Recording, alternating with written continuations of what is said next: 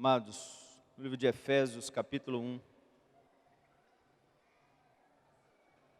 texto diz assim, verso 3 em diante: Bendito o Deus e Pai de nosso Senhor Jesus Cristo, que nos tem abençoado com toda sorte de bênção espiritual nas regiões celestiais em Cristo Jesus.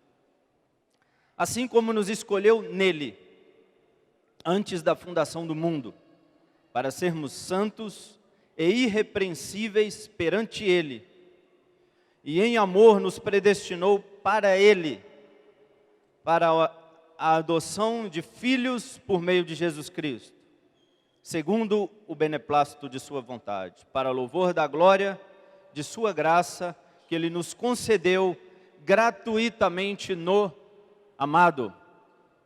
Amém.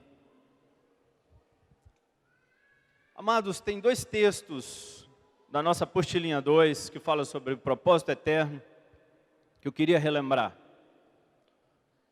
Um é Romanos 8, 28 e 29, que diz: Sabemos que todas as coisas cooperam para o bem daqueles que amam a Deus, daqueles que são chamados segundo o seu propósito, porquanto aos que de antemão conheceu, também os predestinou para serem conforme a imagem do seu Filho, a fim de que ele seja o primeiro entre muitos irmãos.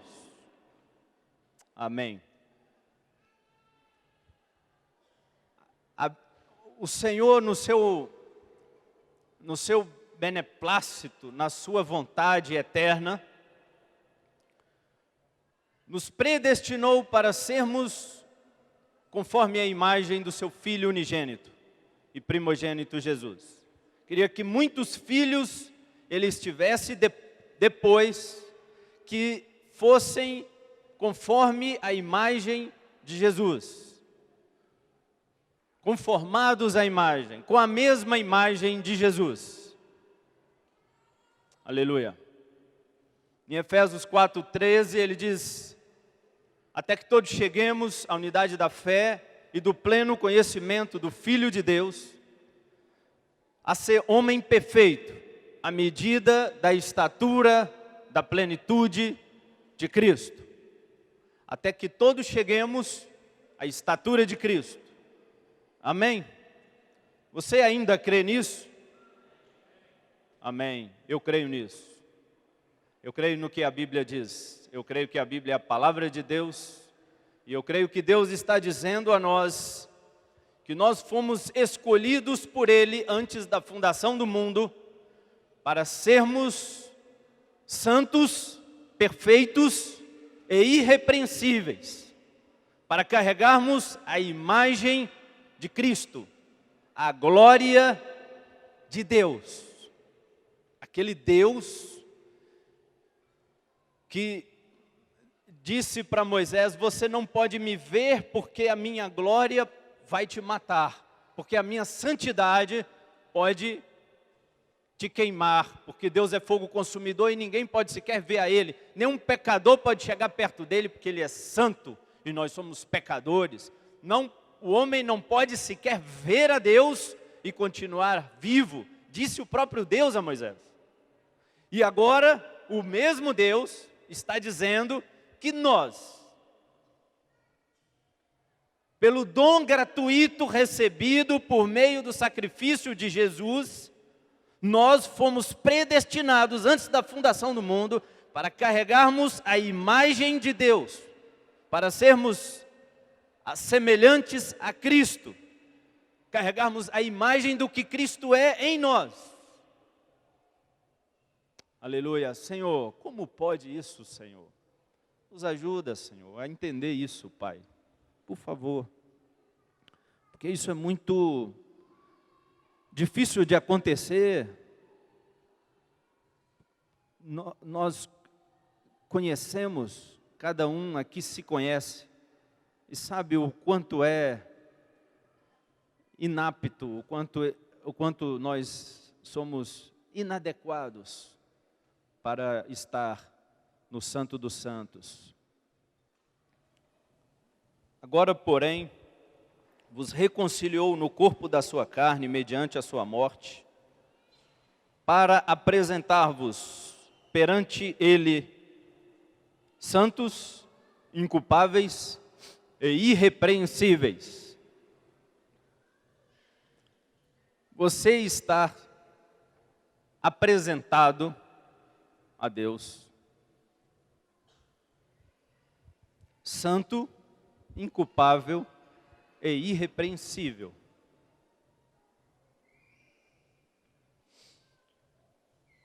Eu quero ir no último texto aqui, dizendo da mesma coisa, que é Filipenses 3, verso 12, verso 15, onde ele diz: todos, pois, que somos perfeitos, olha, se na sua Bíblia está escrito isso mesmo, tá? Ele está dizendo, todos nós que somos perfeitos, tenhamos este sentimento. E se porventura pensais de outro modo, também Deus vos esclarecerá. Paulo está dizendo que todos nós somos perfeitos. E nós sempre aprendemos sobre o propósito eterno, que nós temos um alvo, ser semelhante a Jesus. E que nós precisamos alcançar a semelhança a Cristo. Não é verdade? E na verdade, irmãos, os 3 textos que eu li aqui, diz que Jesus, hoje, agora, Ele nos apresenta a Deus, santo, perfeito e irrepreensível. Agora, você acha que você está preparado? Você está se sentindo assim, desse jeito? Vindo, porém, à plenitude do tempo, Deus enviou o seu Filho, nascido de mulher, nascido sob a lei, para resgatar os que estavam sob a lei, a fim de que recebêssemos a adoção de filhos. E porque vós sois filhos, enviou Deus ao nosso coração o Espírito do seu Filho, que clama, Abba, Pai. De sorte que já não és escravo, porém filho. E sendo filho, também herdeiro de Deus. Pois todos os que são guiados pelo Espírito de Deus são filhos de Deus. Porque não recebemos espírito de escravidão, para viverdes outra vez atemorizados, mas recebestes o espírito de adoção, baseados no qual clamamos, Abba, Pai. O próprio Espírito testifica com o nosso espírito que somos filhos de Deus. Amados, nós recebemos o DNA de Deus em nós. Quando o Espírito de Deus veio habitar em você, a vida de Deus, a glória de Deus, o próprio Cristo habita em nós. E não há nada a temer, ou seja, no capítulo 8 ele fala sobre não temos mais que viver atemorizados, mas recebestes o espírito de adoção.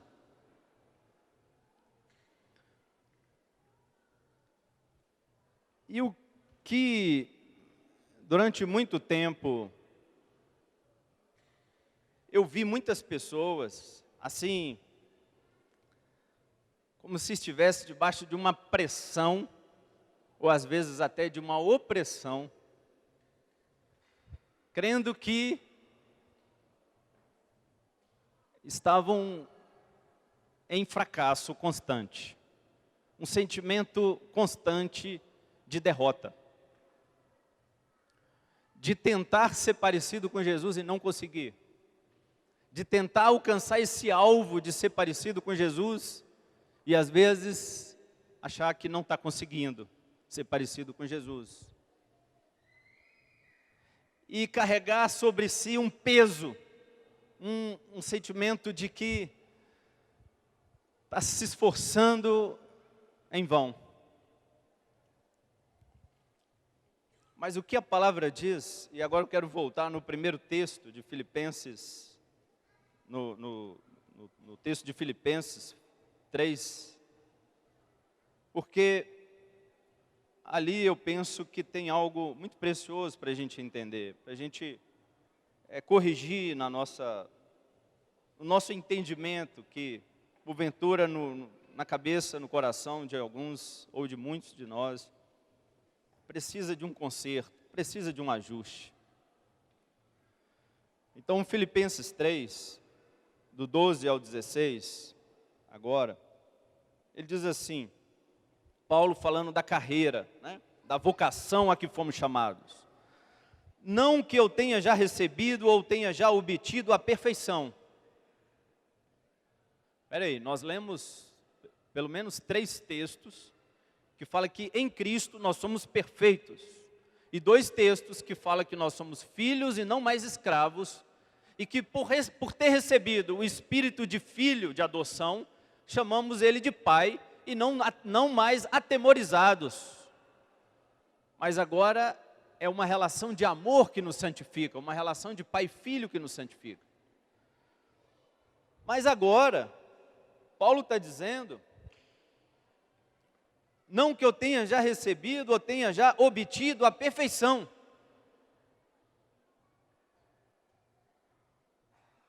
Mas prossigo para conquistar aquilo para o que também eu fui conquistado por Cristo Jesus. Irmãos, quanto a mim, eu não julgo havê-lo alcançado, mas uma coisa eu faço, esquecendo-me das coisas que para trás ficam e avançando para as que diante de mim estão, prossigo para o alvo, para o prêmio da soberana vocação de Deus em Cristo Jesus.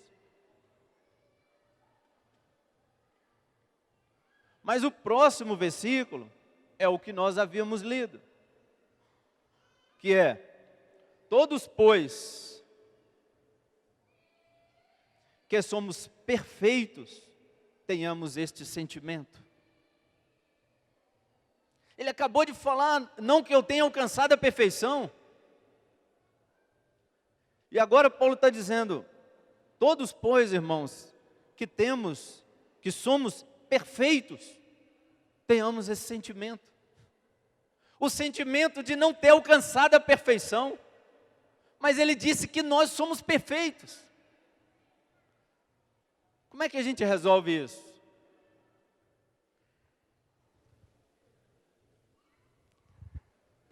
É simples. Nós estamos em Cristo. E você, amado, estamos revestidos do sangue de Cristo. É isso que nos faz santos, perfeitos e irrepreensíveis. Quanto ao viver na terra, o ideal é que pudéssemos sair da terra agora, nesse exato momento. Seria o ideal. Porque o sangue de Cristo nos apresenta a Deus santos, perfeitos e irrepreensíveis. Aleluia. Carregamos a glória de Deus na nossa face. O Pai olha para nós e vê o seu Filho amado, em quem Ele se compraz, seu Filho santo. Graças à cruz de Jesus Cristo. Então, tudo está terminado, tudo está feito. Quando Jesus suspirou na cruz, Ele diz, está consumado. Eu coloquei a minha vida neles. Então, cada um deles agora é como eu. O Pai olha para cada um deles e vê a mim, e vê seus filhos. Então, quanto a viver aqui, então o presente já está resolvido.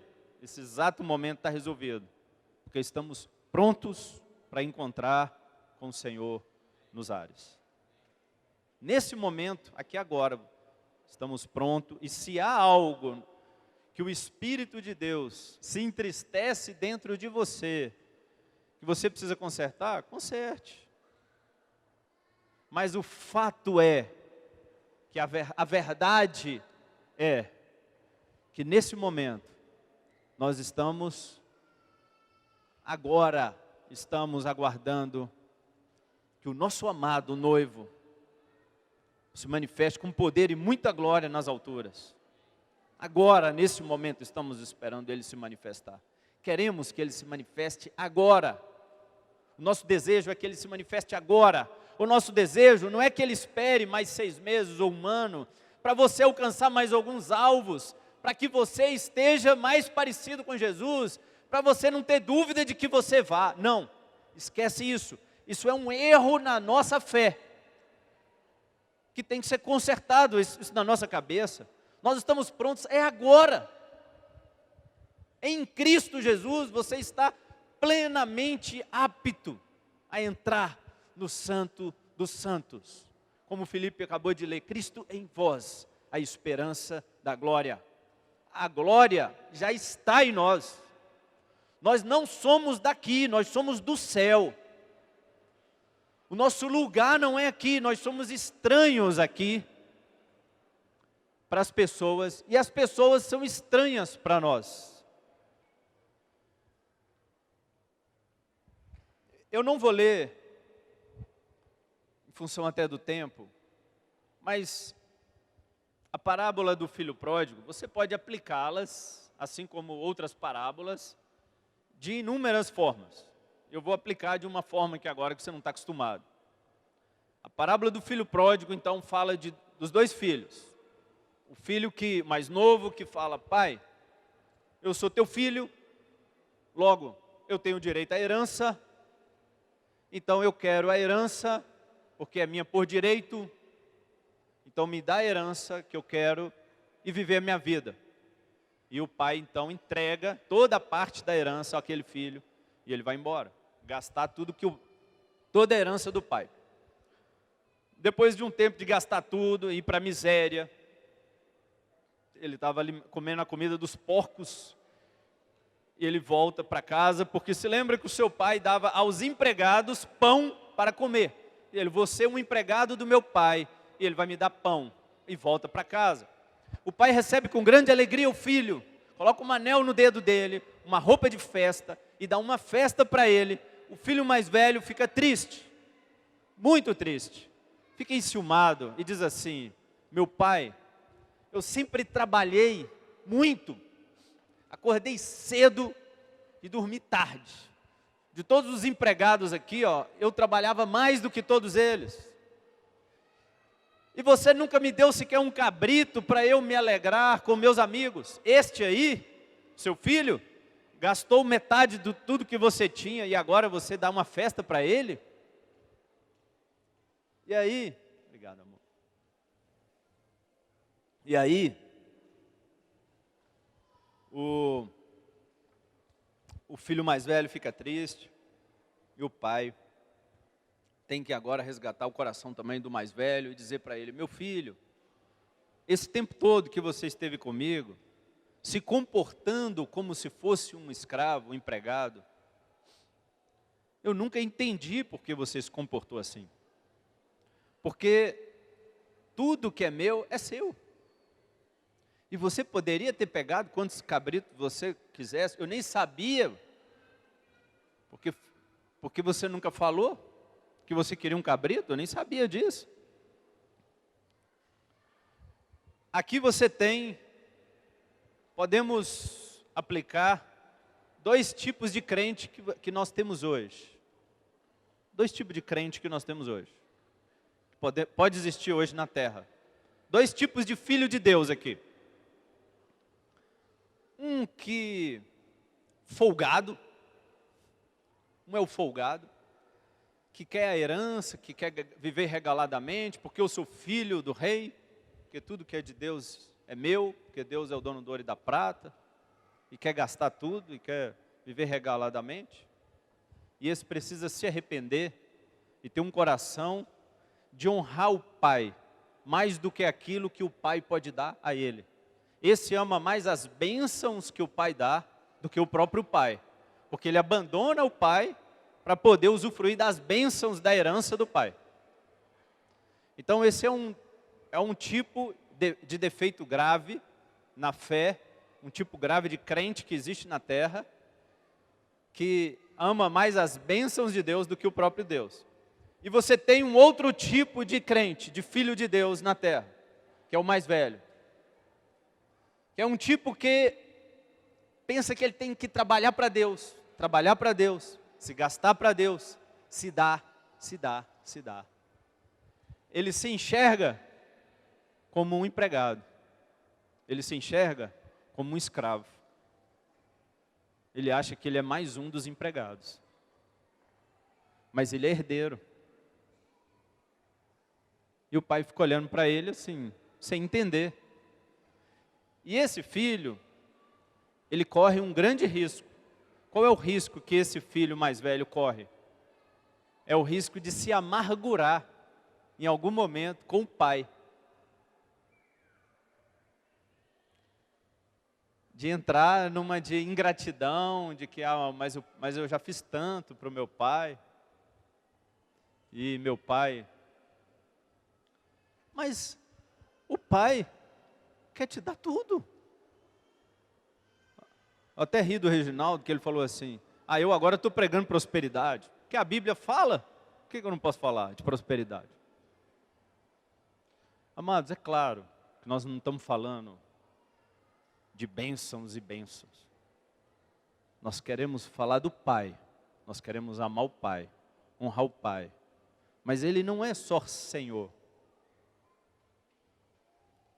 Em algum momento, acho que nós, na nossa caminhada, nós enfatizamos o Senhor.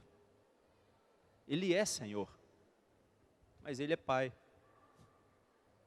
Nós não queremos tirar em nada o senhorio de Cristo, o reino de Deus nas nossas vidas e nossos corações. Mas nós queremos elevar a paternidade de Deus nas nossas vidas e nossos corações. Precisamos corrigir isso na nossa fé, na nossa forma de olhar para Ele, parar de olhar para Ele de cabeça baixa, na mãozinha para trás, posição de escravo, e olhar para Ele, nos olhos dEle, sorrir e correr e dar um abraço, todas as vezes que a gente entrar na presença dEle, porque é assim que um filho se comporta, e é assim que um pai quer ver o seu filho se comportando. É assim que o pai olha para nós. Feito esse concerto, eu queria acrescentar o seguinte, que quando eu olho para a parábola das 10 virgens, e para mim, quando o Marcos Moraes, alguns anos atrás, saiu pelo todo o Brasil, praticamente lendo essa parábola, e falava bem pouco, mas entendia que era uma profecia, eu penso que o tempo da profecia da parábola das 10 virgens é hoje, é esse tempo que nós estamos vivendo. Porque ele dizia, ao ler a parábola, ele nos lembrava que as 10 nércias, as 5 nércias, 5 prudentes e 5 nércias, as 10 virgens, né? As 5 nércias que comprou azeite só o suficiente para encher a lâmpada, as 5 prudentes levaram junto com elas, além das lâmpadas cheias de azeite, levaram também com elas uma vasilha cheia de azeite, uma reserva, algo a mais. E eu me lembro que ele disse e contava sobre o relacionamento dele com Rejane, de como ele se apaixonou por ela, de como ele era e é louco por ela, né? E aí ele compara a medida do azeite com a medida do amor, do desejo que as noivas tinham pelo noivo. Então as que tinham muito desejo por ele, as que amavam muito, as que as que não queriam correr nenhum risco de perder o noivo, de perder a hora do noivo, a hora em que o noivo chamasse, as nércias. Então, é aquela atitude de coração assim: tá bom, a minha lâmpada está cheia, tá bom, dá sim, tranquilo, e vamos embora. A atitude de coração das prudentes é assim: não, eu não vou arriscar, eu não posso correr nenhum risco, vou arrumar dinheiro emprestado, o que for, vou dar meu jeito, mas eu vou comprar mais azeite e vou levar numa vasilha à parte, porque na hora que o noivo chegar, eu quero ter certeza que a minha lâmpada estará acesa. Então, amados, a palavra para nós nesses dias é assim: não é com espírito de temor, de viver atemorizados pela volta de Jesus. Não é esse o espírito é de adoção, que clama. E na aplicação das noivas, o espírito é de paixão, o espírito é de vontade de estar com Ele, é de expectativa, é de desejo. E cuidado para a sua lâmpada não estar se apagando, cuidado para, em nome da posição de filho, você não se acomodar, como o filho mais novo que se viu cheio de direito, acomodado, e estava perdido. Então, somos filhos, não temos que viver atemorizados, mas quero lembrar que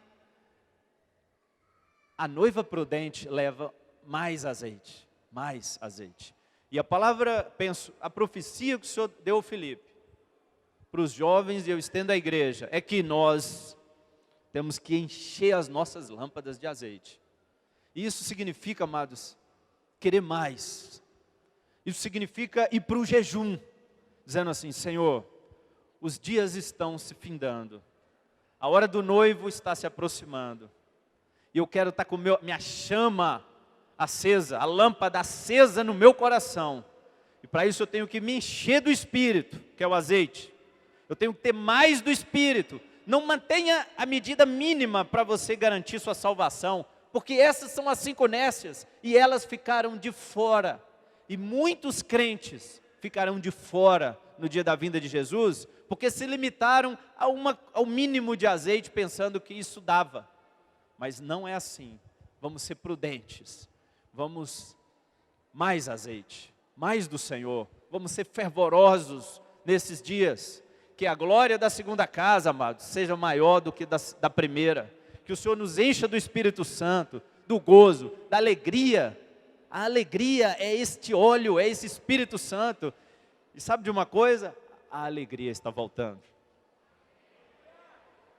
O Senhor está de novo derramando sobre nós o óleo do seu Espírito Santo.